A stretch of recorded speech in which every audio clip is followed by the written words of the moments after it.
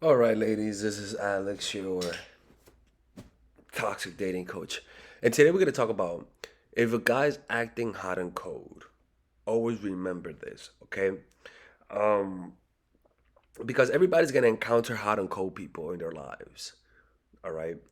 And if you're a nice person, you're going to always focus on the niceness and ignore the negatives. And I want you to keep some things in mind if you're going to be interacting with these types of people, all right? Now, look, if you're somebody who is a nice girl, there are two things I need to tell you guys. One, I have a seminar coming up about social intelligence. That's right, social intelligence. It's going to be December 4th in New York City. I want you guys to attend. It's going to be if the first part of my seminar is going to be that day, attend because it's something that I'm working on. I am really excited, and I believe that social intelligence is the key to succeeding in life. If you don't develop social intelligence, you're pretty much going to be naive and somebody that other people are going to use for their benefit. And if you're talented and you have no social intelligence, somebody's going to use your intelligence. Somebody's going to use your mastery for their own. Look at Tesla and Thomas Edison, right? That's an example of that. Tesla had no social intelligence. Edison had high social intelligence. Who do you remember? You remember Edison, you know. So develop that social intelligence through coming to that course. It's going to be really fun, trust me. I am so excited about this. You guys have no idea. And my new course, Nice Girl, is out now to purchase it now or I'm closing the channel. So the first thing is this, okay? You can purchase it under the description down below, and you can purchase your tickets under the description down below. Tickets are running out, people. Okay, I'm gonna have it in my apartment. So we don't have a lot of room here, people. So the first thing is this: is that hot and cold men, people who act hot and cold, especially men, blind you from reality. Um, because when somebody's acting hot and cold, what they're doing is that they're making you emotional, and the reason why they're making you emotional is because you cannot predict them. What you cannot predict naturally makes you more emotional. How? Because if you give a rat a reward for every time they do something, if you consistently give them that reward, they're gonna become acclimated and not as rash and not as emotional. You're gonna notice that the brain doesn't fire off dopamine because it's predictable.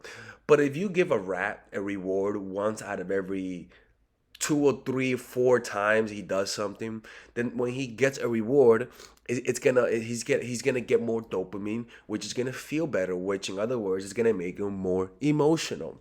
Hot and cold people give you that gambling effect where you don't know whether or not they're gonna be there. You don't know when the coldness is coming, you don't know when the warmth is coming.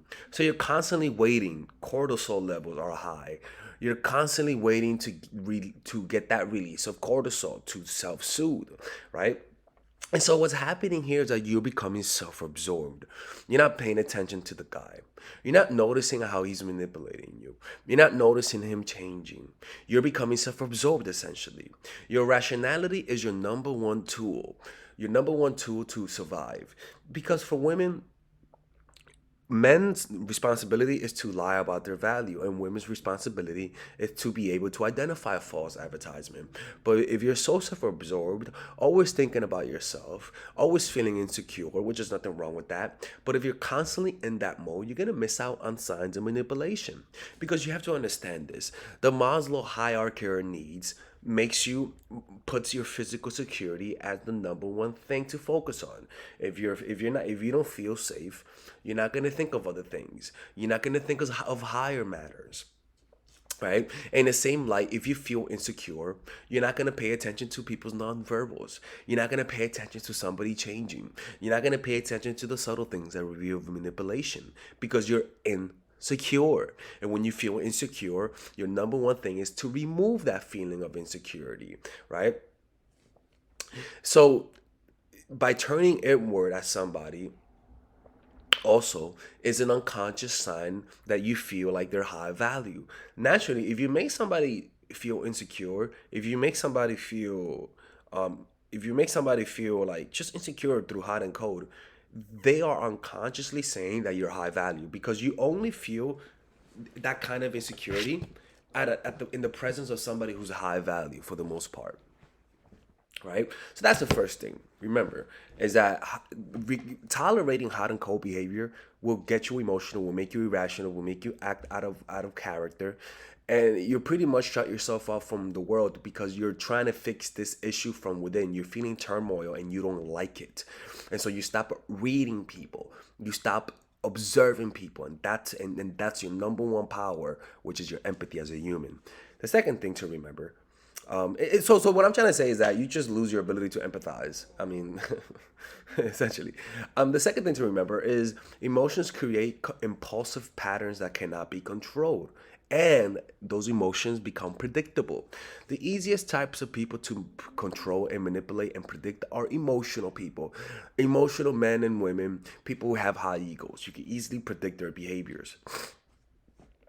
So when somebody likes you, it makes no sense that they're randomly cold with you. It makes no sense. You gotta understand the logic behind liking somebody. It's a compulsion. It's like if you're addicted to weed, there's no such thing as hot and cold with weed. You're always gonna smoke. Like there's no such thing as we saying, oh, why is the Lexus being cold with me? Like, oh, yeah, no, motherfucker. There's no such thing as that. It's like when you smoke weed, you're consistently addicted to it, so you're gonna be consistent with it. You're not gonna be hot and cold. You get what I'm trying to say? So if somebody professes that they like you and they're acting hot and cold, listen to me. That makes no sense. It makes no logical sense. Remember, when you like somebody, it's an emotion that's so intense that you cannot control yourself. So you're gonna be predictable. You're gonna be predictable. Unless you watch my channel and you've learned your lesson through losing somebody, which is rare that people learn their lesson. The only logical explanation is that they don't like you that much. And that's how people act when they don't like somebody. When I don't like a girl, I'm inconsistent. People, that's just how it is. Stop trying to rationalize it. A hot and cold guy doesn't like you that much. And if he does like you, is that the type of love you want to have in your life? Somebody who's inconsistent? What kind of relationship you're trying to repair from your past? Oh, wait. Yes, most likely you're trying to repair a relationship you've had with somebody in your past who was hot and cold. That's why they're triggering you. 3, don't let oxytocin forgive and forget. Remember the coldness. They say more. In other words, oxytocin causes you to forget the things that people did to you that are negative. Think about you being a zebra and you're surrounded by other zebras. But around you guys is a pack of wolves waiting for you, or fucking lions waiting for you guys to split up. Let's just say one of your zebras bites you in the ass, and then your other zebra buddy kicks you, right? Are you gonna leave the zebra group? Of course not. You wanna know why? It doesn't matter how abusive they are. You feel like if you leave them, there's something worse out there for you. So the neurochemical that brings you back to the group is called oxytocin. Even though they're physically abusing you, even though they hurt you, you feel like the other alternative is worse than this. So you stay with them. So what oxytocin does is not that it tells you to stay with them and that the other thing is worse, so don't do that. No, no, no, no, no. That's not how the brain rationalizes those neurochemicals. Or not neurochemicals. Don't please people. Honestly, when I say this, I read these things in books that are are verified. So it's kind of like, don't think that I'm trying to act like I know it all. You know what I'm saying? So when you feel those emotions, you don't say, the zebra doesn't say, oh, like, I'm not gonna go out there because the fucking lions are gonna kill me. No, what the zebra feels then what the zebra feels is an emotional desire to return to the group, even if they're abusing them. And we see that in relationships. We see that with friends. We see that with families, right? And so what oxytocin does is that it motivates you to forgive and forget. Because if you don't have that trait within you, what's going to happen is that in the past, one of your ancestors would have not forgiven, would have forgotten, been alone and gotten eaten, and you would have not been born. So the only ones that survived were the ones who had that trait, and that trait was passed on. So it's natural for you to forgive and forget. That's why I say you'd be surprised how much people forgive. You'd be surprised, right? But don't forgive and forget. Go away from that compulsion. There are some things you just cannot forgive and forget. And one of those things is consistently being cold. right? There's no excuse. And what they'll try to do is use words to help you feel good. Is use words to help you forget about the shit they've done to you. No. Never forget the things that people do to you. Okay? If somebody's acting cold and then gives you a gift, if somebody smacks you and then gives you a gift the next day, fuck that gift. Remember the smack. It says more about them, right? Because again, you're gonna feel the compulsion to forget the what they did to you, especially if you're a nice person. And the last thing is this: leave anybody who's hot and cold. I'm sorry. This is not how people act when they like you. This is not how people act when they respect you. When somebody's hot and cold with you, this is not normal behavior. And if you think this is normal behavior, then you just had some bad experiences in your life. Then you just tolerated bad things. And that kind of stuff happens. It's understandable. We're only humans. We want to be loved. And so we forgive a lot. But unfortunately, time will always show you that, like, when people are hot and cold, you're always gonna see over time that it never works out. It just never works out, and it's not to be negative, it's not to be lazy, but it's just to save you time. It never works out, and when it does, that's like 1 in 100.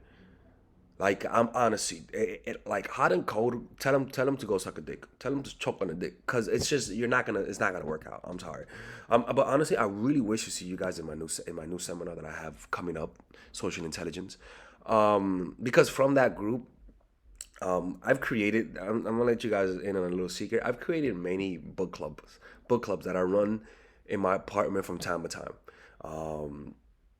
I had it in Mexico where I had 20 people per week. They used to come and used to have a private book club where we used to talk about Robert Greens, and that's how I developed my ideas. I don't know if you guys know that. And sometimes I record videos and they're in the background. You guys just don't know because it's a secret group. So if you're in New York City, we're planning to create that, and it's gonna be a very specific group. For a whole year, I want to teach one specific topic and meet once every 2 weeks. But that's for a whole nother thing. This is something that I do pro bono. I guess you could call that. It's a volunteer group, like, coaching session that I do because it's also fun for me, to be honest with you. Anyways, I hope to see you. But if you guys attend, that's the only way you guys can get picked. Because I do pick people, specific people, because sometimes you have interesting characters in the seminar. So I pick people I could tell that will listen and that will pretty much follow the instructions, because it's pretty much a curriculum that I have. All right, I'll see you guys in the next video, man. Stay toxic, and yeah. 1 second, you guys are gonna see Tyrone right now. All right, so if you're a nice girl, if you're tired of being played, if you're tired of people not respecting you, if you resent that people don't take you seriously, if people just see you as a sex object, if you feel like people are always playing you, I would highly recommend you check out this course called Nice Girl. I rarely put out courses, and every one of my courses is a specific purpose. Psychological game of attraction was just for single people. Natural chemistry was for women in relationships. This course is for specific nice girls. Now, most of you guys are nice. Most of you guys have great hearts. Unfortunately, men take advantage of you. So I have this limited time course. Specifically, you guys can only buy it and get access to it July and November. Now, if you purchase it in July or November, you could have access to it all year round. But you could only purchase it July and November. So this month only, you guys can purchase this course. It's only for a limited time, right? So in this course, you're pretty much gonna learn about how to set boundaries, how to project a powerful presence, how to create healthy boundaries, how to communicate yourself in an assertive way, how to not let people take advantage of you. Like, you're gonna learn the art of how to identify those who are trying to take advantage of you, how to assert yourself, signs of weakness, signs of strength, and how to communicate signs of strength, and how to lower the signs of weakness. All of these things, I can promise you, ladies and gentlemen, look, okay? If you just do what this course says, just doing what this course says is gonna improve not only your dating life, but your professional life, your personal life, your social life with your friends and family. Because people will always try to test you. People will always see whether or not they can take advantage of you, even a fucking child. So by purchasing this course, you could create a healthy immune system. There are three types of immune system. There is your body's immune system. There is an emotional immune system that you increase through meditation. And then there's a social immune system that is through self-assertion. Okay, so this course will help you build that social immune system to push away certain behaviors from your life and certain people, and by default you attract the right people. So check out that course. One, it's not okay. Look, I'm just gonna be honest with you. It's not gonna make you. It's not gonna fix the problems 100%. I'm not here to lie to you guys. I'm here to give you realistic expectation. Okay, it's not gonna make you. It's not gonna completely change your life from day to night. But if you do what the videos say, okay, if you're 20% not, if you're at a 20% in terms of assertiveness by finishing this course, you could go through it 40%. Now you guys might say, where are the evidence for it? In my life only. Okay, and through people's experience through applying these methods and through doing research about what actually helps assertiveness. Okay, so I thoroughly researched this course. I put a lot of thought into it. It's not complete. Next month I'm gonna add another part, which if you buy it now, you're gonna have access to it. Okay, so I'll see you guys inside that course, and stay toxic, my friends. Purchase it now, or I'm closing the channel. Okay, see you guys inside.